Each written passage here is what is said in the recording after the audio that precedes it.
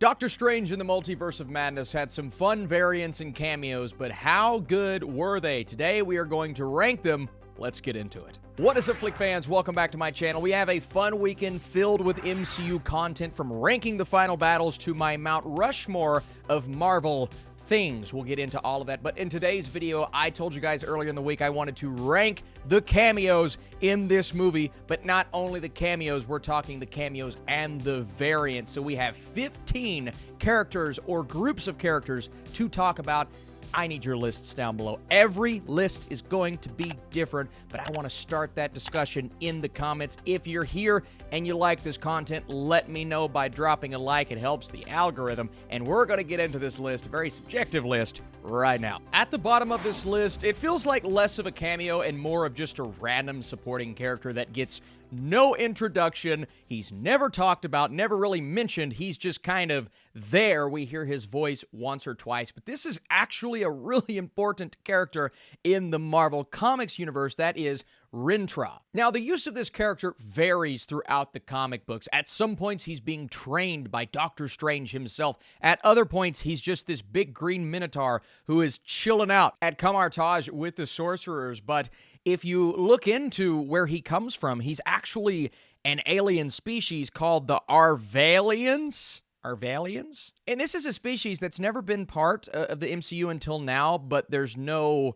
I guess they felt they didn't have time to introduce this character, but I'm like, come on, you have the budget to give us the VFX. At least give us a tiny introduction. He didn't get one. It was cool to see, but the character got nothing to do. Next up, we have the alternate version of Wanda. She is used via dreamwalking to go and attack the Illuminati, but we never really get time spent with her to learn maybe a difference or two between she and our Wanda. We do get that relationship with her kids, though, and even though it's more so hinted at than actually shown, you can tell that things went kind of well, or at least more well, in that universe. It's also just really cool to see what she does, even though it's technically not her, it's technically our Wanda, but she has to go lower on this list because we never got a lot of time with her without being manipulated. So next up, I wanted to include these guys because I found it really interesting, especially when you go into the credits of this movie, essentially stating that these are the alternate versions of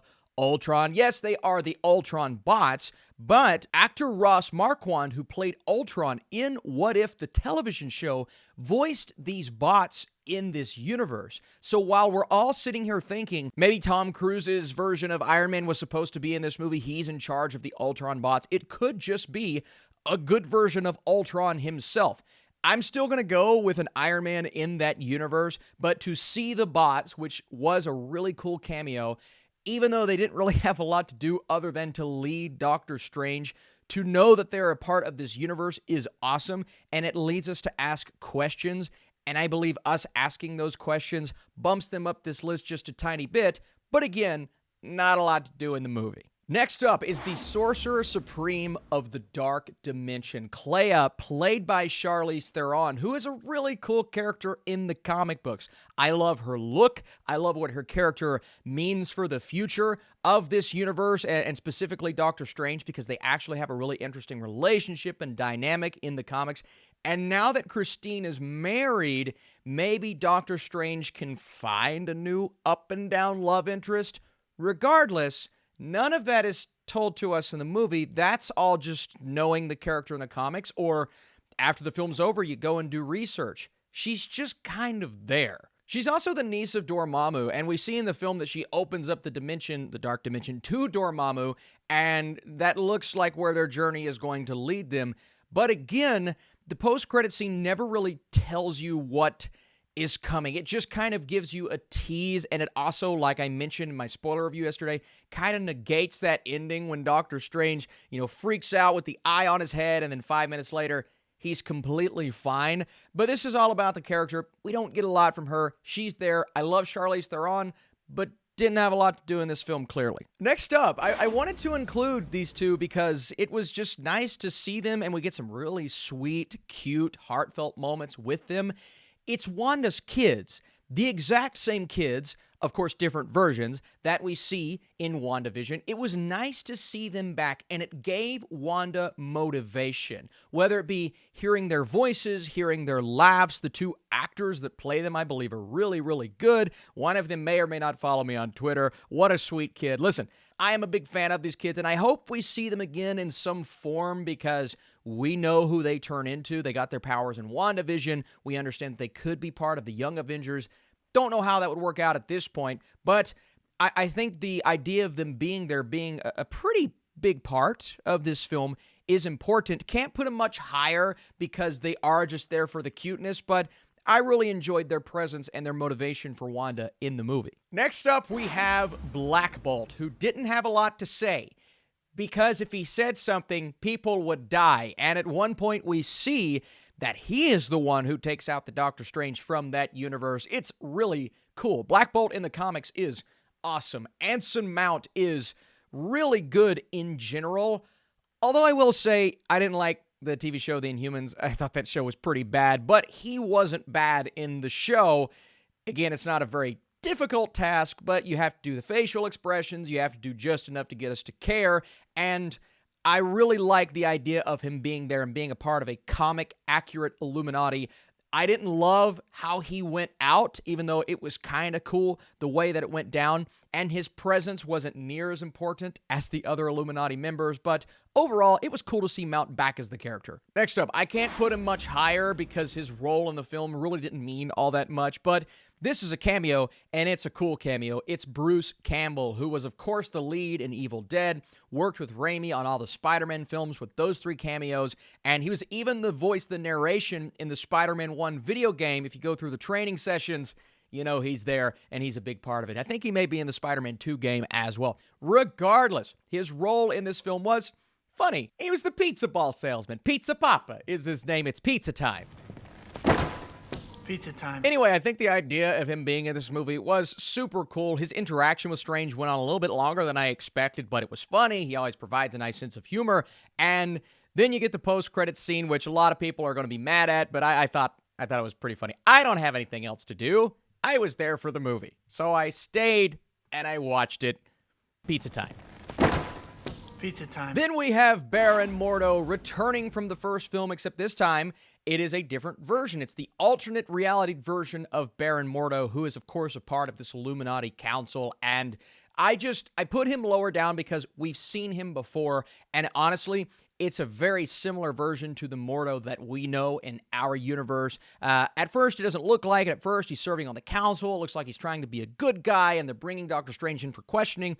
But Strange kind of gets it out of him. He's saying, listen, I know you were jealous of me in my universe. You're clearly jealous of me here, and that is definitely the case. They get into a fight, can't use their powers. I thought that was super cool. And overall, I liked his presence in the film, even though it's just a very similar type character to what we saw in the first. Next up, this may feel high for some, but I was a big fan of Rachel McAdams' inclusion in the first film. I just thought there were aspects of her character that were a bit underdeveloped, and they never came back to her in that first film to the degree that I thought they should, especially in this movie when they're saying, Doctor Strange, are you happy? And he's clearly in love with Christine.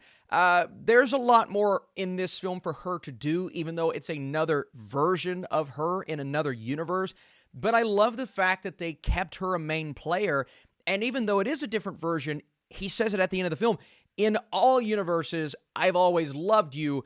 And you feel that passion. She is the motivation for Strange. She is the who we perceive to provide Strange happiness. And the fact that she was a big part of that third act, even though he says, will you protect my body if they come for me? And I'm like, how's she gonna keep away the demons? Regardless, I thought her role in this film was really good. And I think McAdams is an awesome actor. I liked it a lot. I'm glad she was in it. Next up, we're going to combine the two characters because it is essentially the same body and the same character.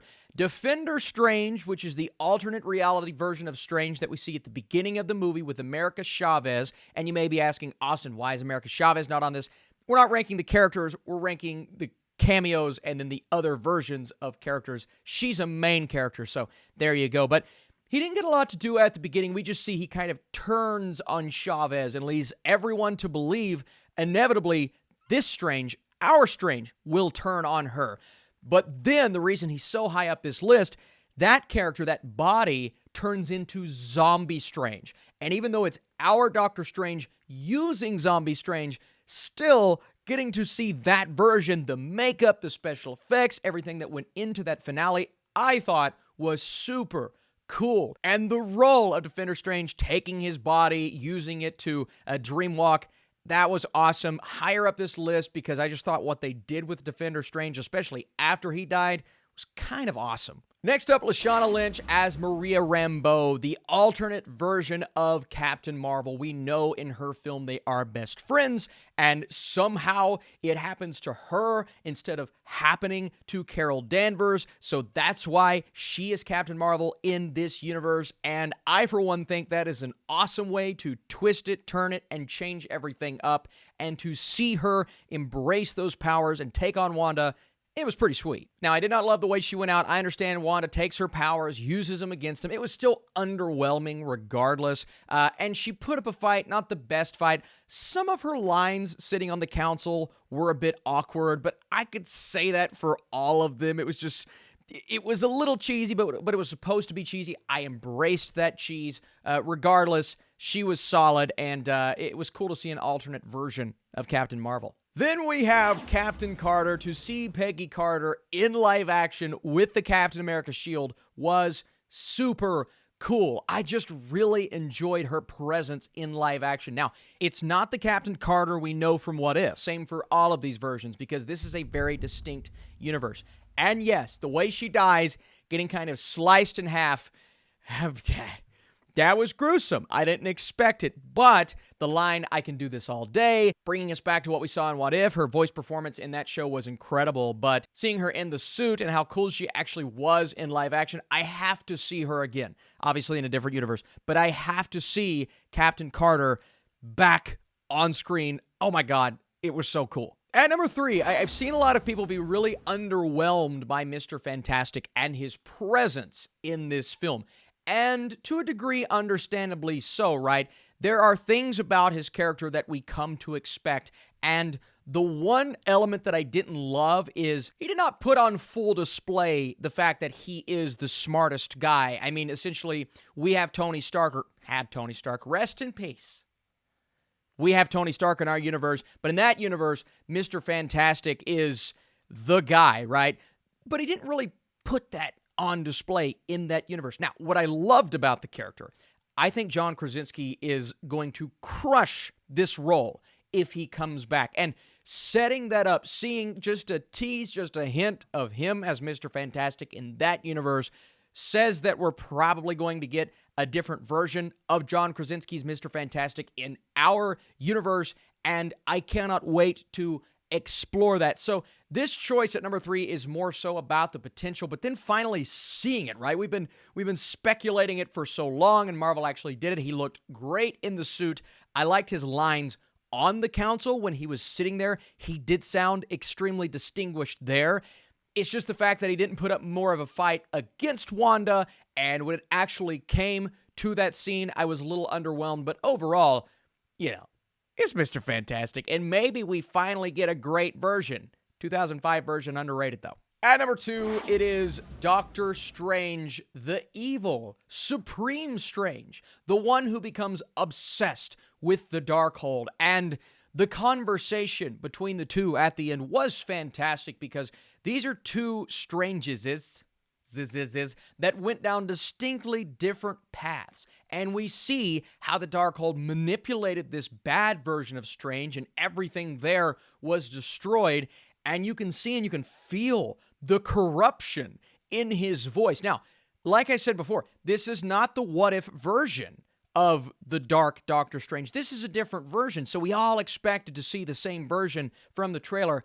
It's not that. It's someone else. But seeing what Christine's loss did to him and feeling the hope that was lost when he realized he couldn't get the girl, and he presents that information to our Doctor Strange, who I think finally realizes that, it was so cool. And being a part of the battle, especially the battle with the music, I thought it was super cool, man. Sam Raimi's direction behind that character and just what it led to at the end, I really enjoyed it. This was a great take on Doctor Strange. Number 1, Patrick Stewart. It was awesome to see this character. Now, it wasn't awesome to see him die again. I'm sick of it.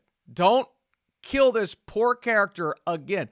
Patrick Stewart deserves more. He's so good as Professor X. But this time, we see him decked out in the suit. We see him in the golden chair. This is the Professor X, or at least a version of that. Not the exact same one, clearly. A version of that Professor X from the 90s X-Men series. We even get the little guitar at the... And I'm like, oh my God. I'm melting.